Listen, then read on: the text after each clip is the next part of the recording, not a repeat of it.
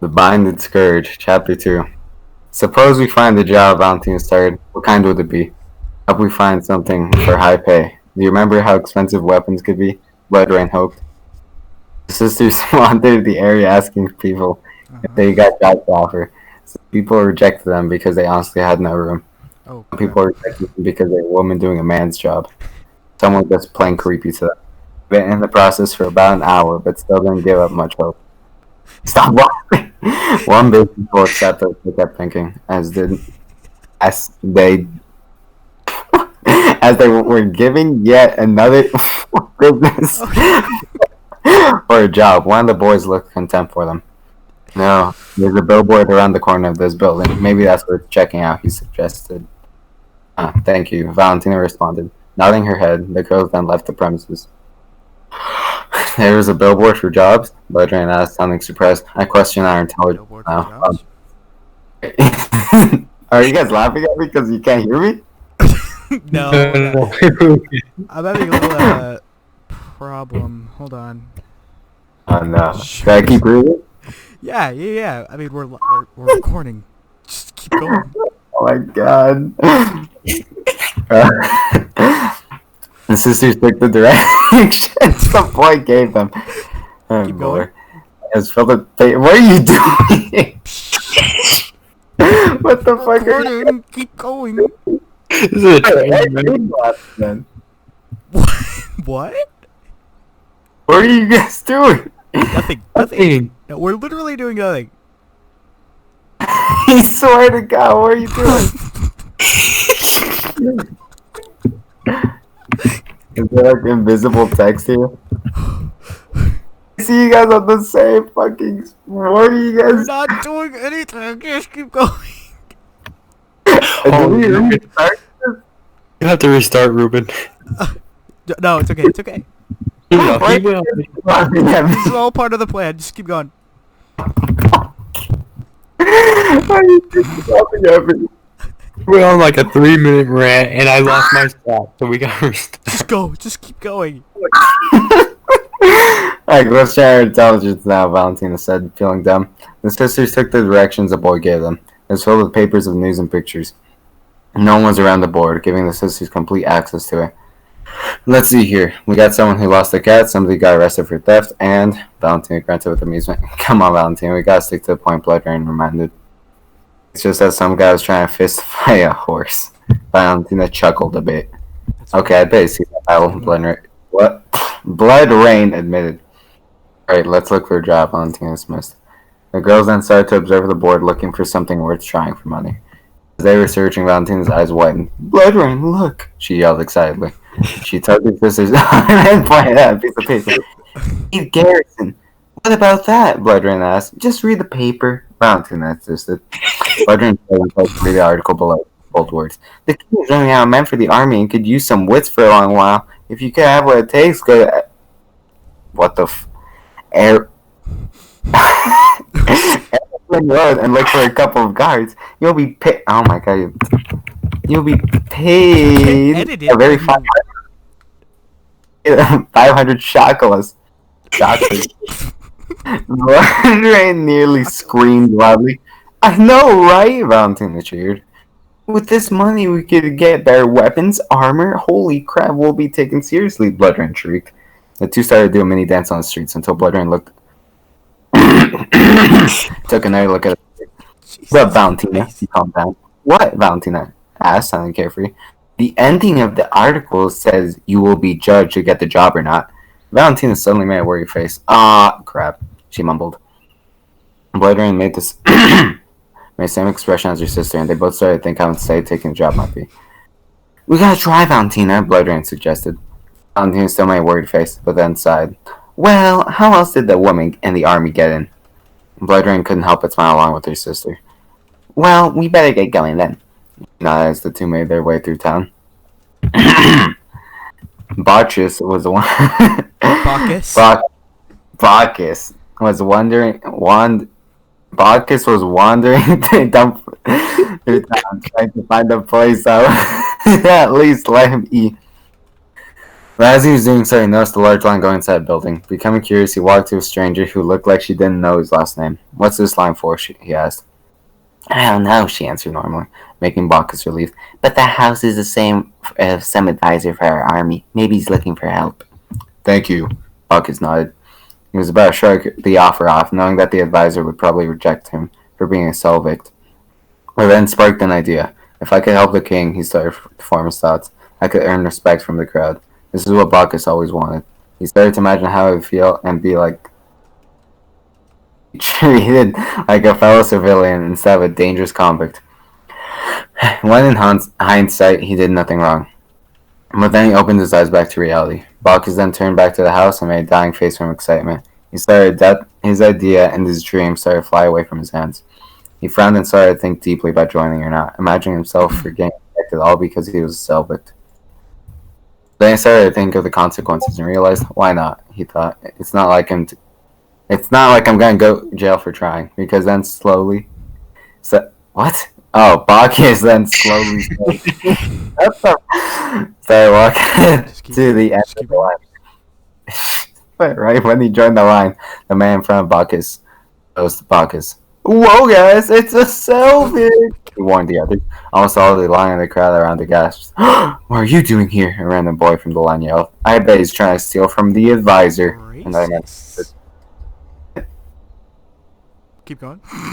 "Oh my god!" And the crowd started to sprout angry agreement. "Guys, come on, I'm not like the rest of my... Guys, come on, I'm not like the rest of my family. You gotta believe me." To clear out. But no matter the amount of tries he did before, the crowd was ignorant to his claim. "Come on, guys, listen to me," Bacchus yelled, starting to sound annoyed. But no matter what... Wait. But no matter what, the crowd just kept screaming at him, yelling lies that weren't true, making Bacchus become very, very angry. He was already discriminated against once in a huge bar, but the two big rants will be too much. Bacchus opened his mouth, ready to spout a loud insult. Until an annoyed voice from the front of the line yelled, "Will everyone be quiet?" With that, everyone stopped yelling at Bacchus. He leaned from... What? Go on. Why do you keep randomly interrupting me? I don't know. I feel like you guys are on like a separate dock. Nothing. No. Fuck you guys. Fuck. Huh? Go on. What did you say? I'm gonna play this back. Marcus leaned from the window and tried to see who yelled that. But the group was watching his view. But he heard a man yell from the front line, "Advisor, there's a Selvict in the... I don't care what you're making a ruckus about. Everyone on the line, just shut up unless you want me to shut down this opportunity," the advisor instructed. He then went back into the house, leaving everyone to keep their thoughts to themselves. Bacchus still wanted to scream the insult, but kept his mouth shut, not wanting to strengthen his stereotype even more, and not wanting to lose his potential opportunity. After about half an hour, Bacchus was finally at the front of the line, waiting for the interview to end when the time finally came. The man that started the angry mob against Bacchus came out empty-handed. "You boy, come in." The advisor came. Oh my god. "Yes, sir." Yes, sir. Bacchus nodded as he entered the house. Stop! When he came in the house, he had a big round room. A couple of steps came towards the center of the room. In the middle of the room, oh my god, there was a circular table that had two seats. The back of the room had a window that revealed some sunlight. The sides of the window had wooden cabinets that were in a bare condition and most storage. Behind the wire cabinets were tables that contained many flasks, weapons, papers, and a couple more items. "Have a seat, lad," the advisor offered. He was an old man with a gray beard. He was wearing a great garb that contained the servitude symbol, which was a great shield with a giant mace behind it. His pants were out of the ordinary. Can you stop? Oh god! Is there a problem? Keep going. He changed the letter of one thing. Put it back. Were made. Are you- The letter of grace. Are you editing this as he reads it?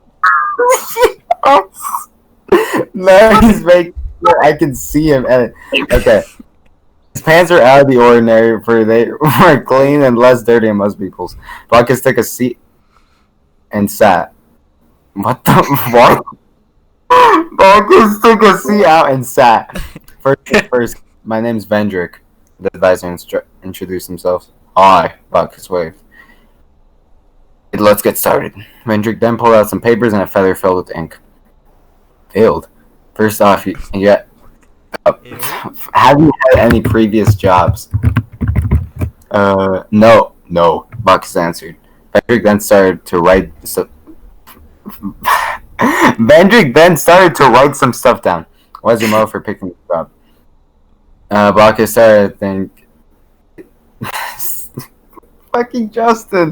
Bacchus started to think his answer, not wanting to reveal his family name. Redemption, sir, he answered. Redemption for what? Bacchus froze but kept his composure. My friends think I'm no good for anything, so I want to prove them wrong by serving a better cause. Vendrick nodded and wrote more things down. Have you had any experience in combat? Yes, I have. Bacchus responded, but then he saw Vendrick make a suspicious face. All the scenarios involved self-defense, sir, he responded. Vendrick nodded with approval, boosting Bacchus' confidence of getting the job. Vendrick was about to write more things on the paper, but then accidentally knocked over a bottle. Oops, he said. Wait. Vendrick said that, right? I swear to Christ. Oops. Bacchus acted quickly and next to where the bottle would land, making it land in his hands. I got it, he notified. Bacchus then put the ball back on the table, but then saw Vendrick smile. No question, he announced. What's your name? Bacchus. Oh, fuck. Bacchus' breath froze, and he didn't know how to answer. His breath froze in midair. After a short moment, Bacchus finally answered. Bacchus, he said. A time of silence came, and Bacchus didn't know what to do. However, he became feared. What? He got scared when he saw Vendrick's hand signaling him to keep going. What? He said, trying to act dumb. Last name? Bacchus felt a struck of sadness course through him. At least I tried, he thought gloomily. It's... Bacchus closed his eyes and sighed. It's Selvigt. Vendrick stared at him for a couple seconds, which for Bacchus was a record before getting a cold glare. He put the paper he was writing on the table. You think I would hire a Selvigt? Bacchus said, yes. So I suppose your purpose was a lie. Bacchus nodded. I wasn't lying about redemption. I don't have any friends, but that's because everyone thinks I'm a convict just because I come from a family filled with the most dangerous thieves. I want redemption from the public. That way I can no longer be mistreated. Vendrick made a hard face. Please, sir. I really need this job. I'm a good person, I swear. I've got nothing wrong with servitude, and I've never stole anything in my life. Just please, I need this. He closed his eyes and looked down. You really think this job can get you what you want? Yes, I'm positive it will.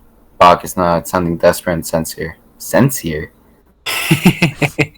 Sincere? Hendrik made a thoughtful face, and then looked back at Bacchus. I'm sorry, Bacchus. Where am I? But I will not accept you.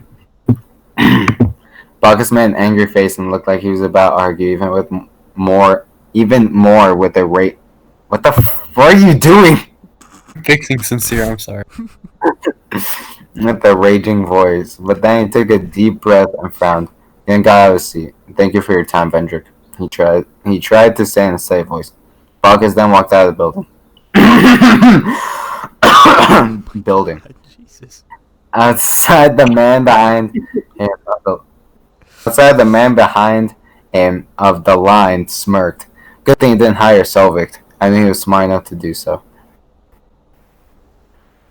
Bacchus almost glared at the man, clutched his hands tight.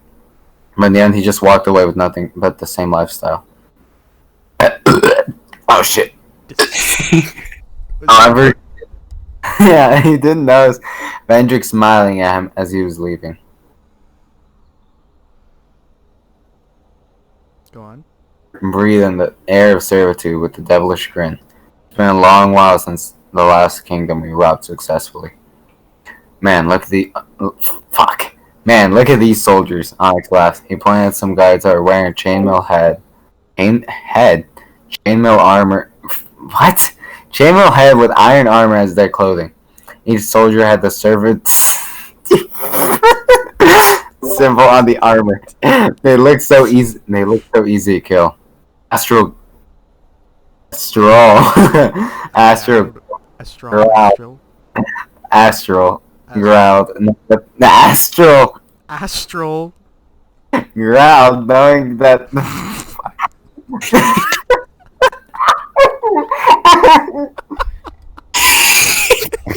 Oh my god! Are you guys on a separate document? I swear to keep going. No, we're not. Oh, can you go down online, please, and look at that first quotation? Just keep going. Astro growled, knowing that the sound of the crowd would get the rest of the gang to not hear them. Don't get cocky, my friend. They might be better than they seem, Devanchi warned. No matter how we'll fight, they'll never stop us, Rancor said with confidence. Onyx and Devanchi nodded with approval. So where should we lay low? Onyx asked. With the money we with the money we have, we should be able to buy a hotel Nizik. Fuck. How'd you read that? Devanchi thought. As it was. We should be able to buy a hotel near the castle. There you go. Like that. Like Hayden. I mean... Go on. Guys? Hello? Ruben? Ruben? Uh-oh.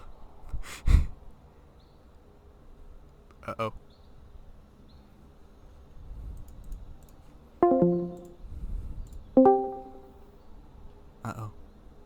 We're having connection problems.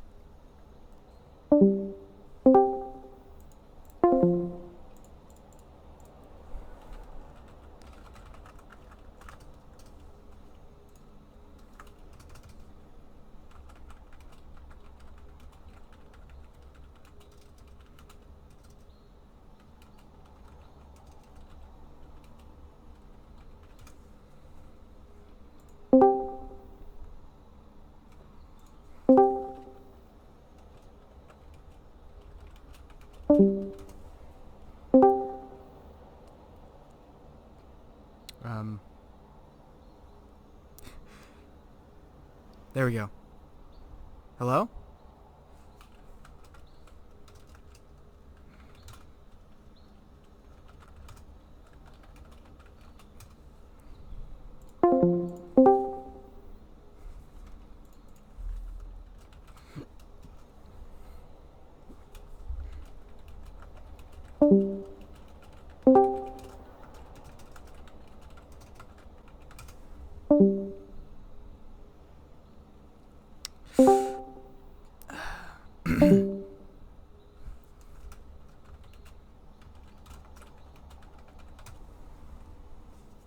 Having a bit of...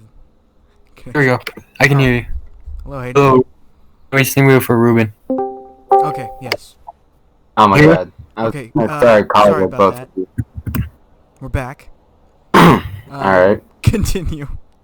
Is there just gonna be a random pause in the middle of the... We could try to edit that out, but if we can't... You can try. Just roll with it. Okay. Where We were can keep... Where were we? No matter... That was a pretty good joke on my part. I'll laugh at that. Wait, what? What did you say? What was the joke? I said, you can try. And then that's when I laughed. Are you reading My the book? or are you fight, saying- don't ever stop this my course with confidence. You can start reading. Just keep going, just keep going. I've been... So where should we lay low, Onyx asked. What does he have? Fuck, I'm not doing that again. Let's head there then, Rancor commanded. The group made their way through Have the to. crowd. What? Just keep going. Remember looking for the details of the town. Astro paid attention to the. Where are you guys from? Going. Just keep going. I warned the people about their upcoming heist, but she couldn't. Astro paid attention to people. She wanted to warn them about the upcoming heist, but she couldn't, no matter how much she wanted to. She started to feel sorry for her citizens of servitude, knowing how fearful they would be when they robbed the kingdom.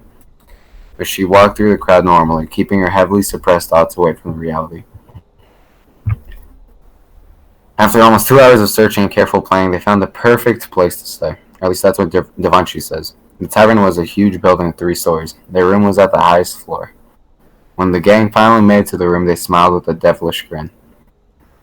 The room was huge, with 3 couches and a giant table in the middle of it. There were 4 doors on the walls to the right and left. The stove was on the back wall where the 4 came in from. Best room, best spot. This really is the place, Devanshi. Encore now with approval.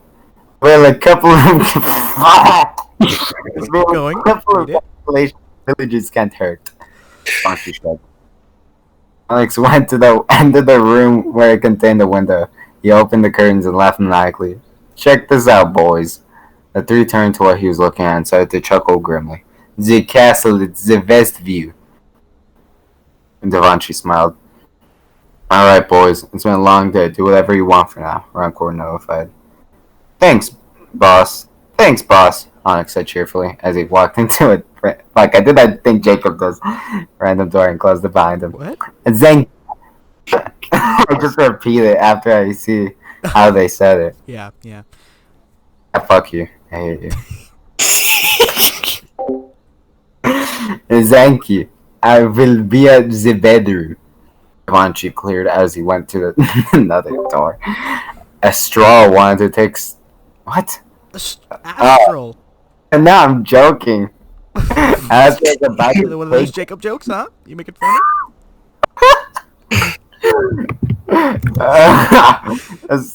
So she heard, lady. Astral froze and turned to her boss with an emotionless face. I never said that you could have the day off. Rancor barked. He then threw Astral the bags Devanshi was wearing. Unpack this and make it quick. If you don't finish it by sundown, I'll slash your hair and feed it to you. Drank coldly. He then walked towards another door and shut it behind him. When she was sure that the 3 would stay in their room, Astral made a furious face.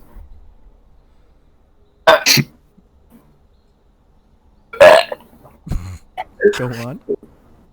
Despite the fancy room she was in, she felt immense hatred from the 3. She clutched her hands and made a tight fist that was Standing up. red from anger and her eyes reflected pure hatred.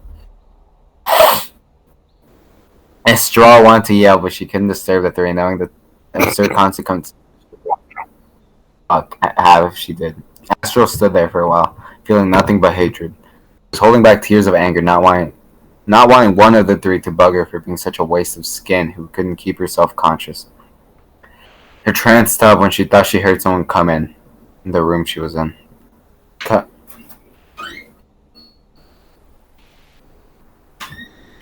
Yeah?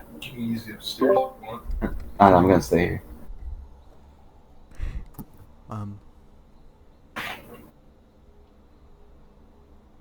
here. She heard someone come into the room. Yeah, you can do this downstairs. Hey, what are you doing? Astral bent her way towards the bag and looked inside of it. It was filled with weapons, scrolls, and money. Astral was tempted to rip the scrolls, but held her suppressed feelings from doing so. After about an hour of endless orgasming with a blindfold of rage, she finally got. Oh my god! Whataming? After about an hour of endless organizing with the blindfold of rage. That's his fault. Okay.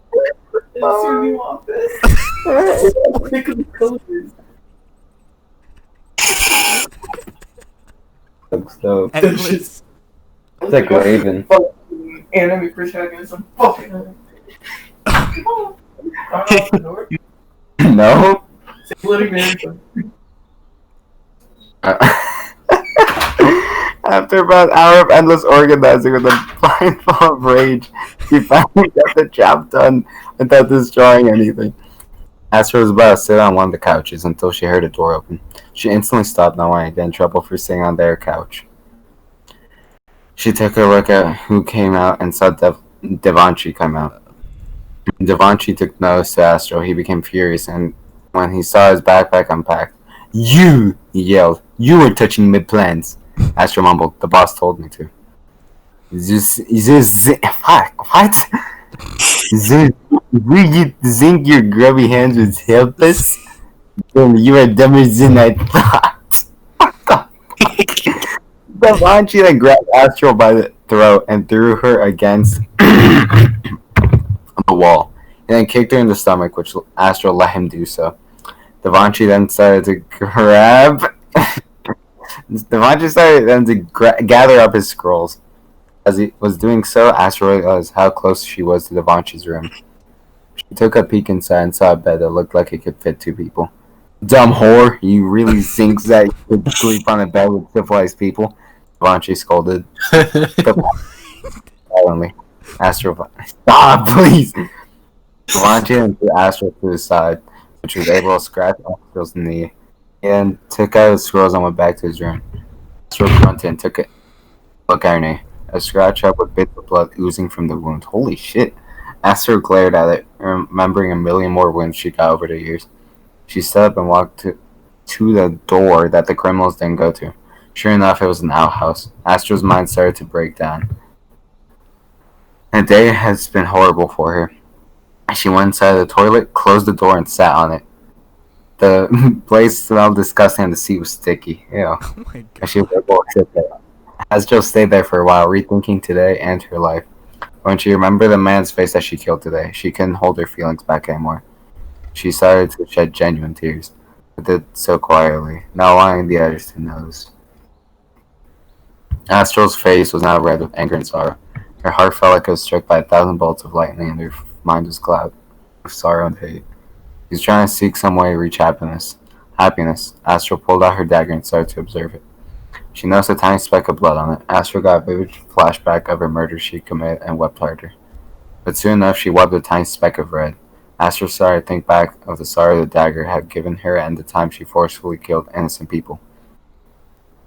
People who did nothing wrong, but then she started to think of the times the dagger did save her life in self-defense. The pride she would earn if she would take the life of all 3 criminals. Love to get that, but she felt like she was stuck in a deep pit. Astro pointed a dagger towards herself. She always wondered how it would feel to leave everything behind, and how all problems would be solved if she just did so. She looked at her escape with a tear-filled face and closed her eyes. Astro kept the dagger up for a few minutes before she finally stopped and started to just weep more.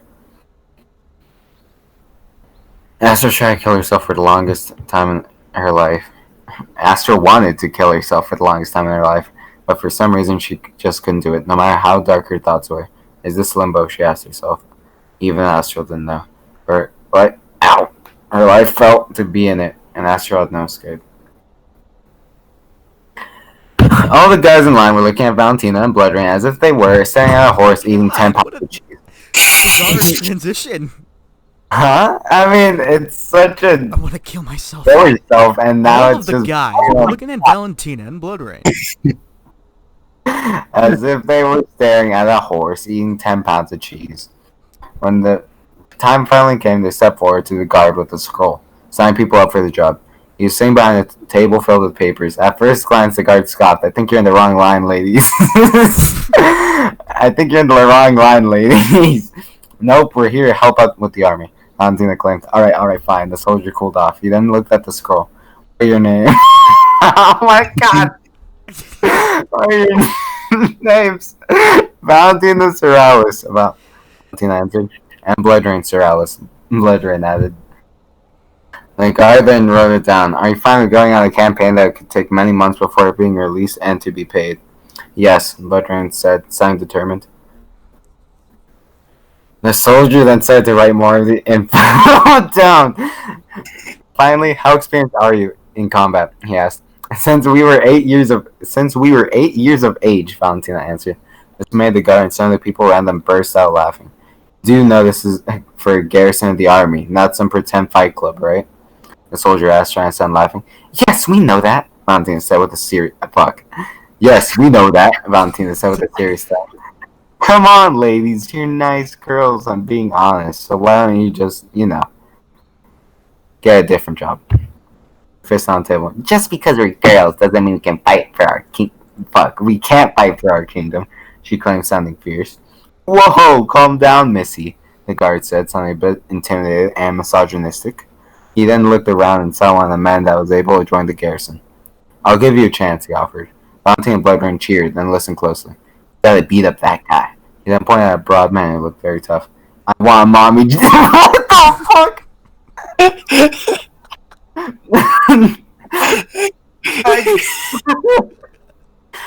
Go on.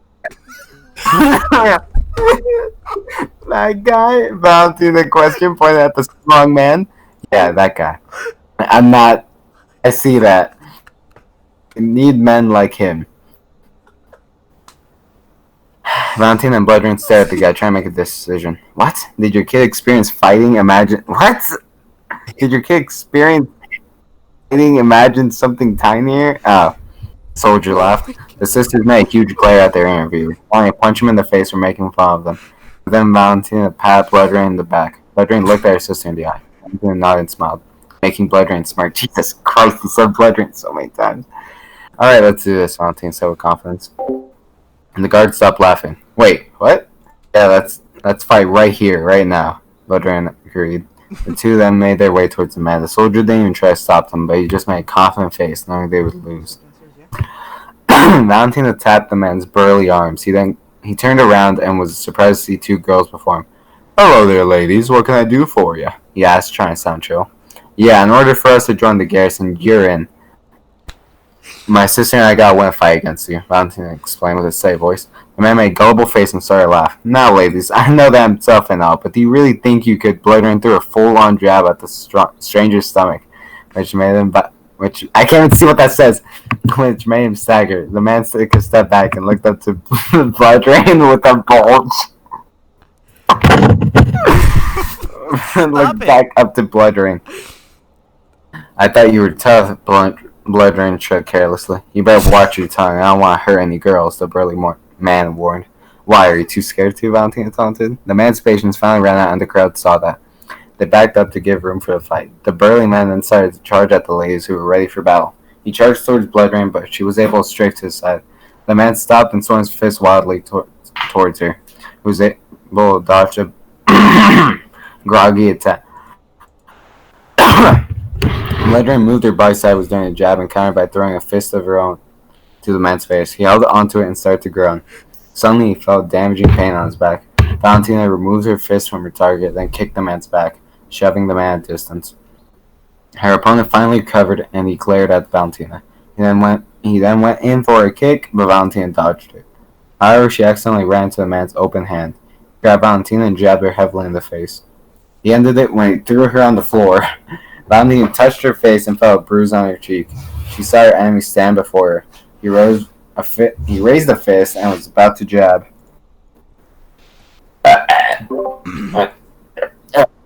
Until Bloodburn wrapped her arms around the tough man. I hate you. She fought recklessly to stay on, and she did a pretty good job to restrain her captive. Valentina saw her chance. She ran quickly, a choked man swooped him by the legs, causing him to fall towards the stand. Bloodburn quickly twisted her whole body, allowing her to land on top of their victim. God damn it. They smashed through. It says victory! Just keep going. Man, I see that! The man was breathing heavily, had not blood in us, half her mind with pride. You win, the man said reluctantly. Yes! Valentina screamed with pride. I didn't know what to do, but in the end they just went back to their business. Wow. The sisters walked back to the guard, who was making a face of disbelief. He sighed. You're in. Two cheered and hugged each other tight. Meet back here tomorrow in the morning. You'll see a guard with shiny armor. He'll be your leader, the soldier explained. Thanks for the info, Bloodburn yelled, trying to keep her excitement inside. Yeah, you can go home now. The guard Why is there a question mark? Oh, can you? Fuck. Yeah. Can you go home now? God, that this. As a matter of fact, we will. What? About okay. Until I agree with many bits of pride. The two then started. What? The two then started towards their cottage. Their goal in the palm of their hands. With the two got when the two got. What the fuck? When the two got back, they both went inside and smiled to themselves after taking a seat. I really think that buying just the right gear would get people to take us seriously, Valentina asked Blood Rain. Blood Rain gave some thought. We can't just get gear, we should also fill up our food. That way we could eat a full meal for a week or two.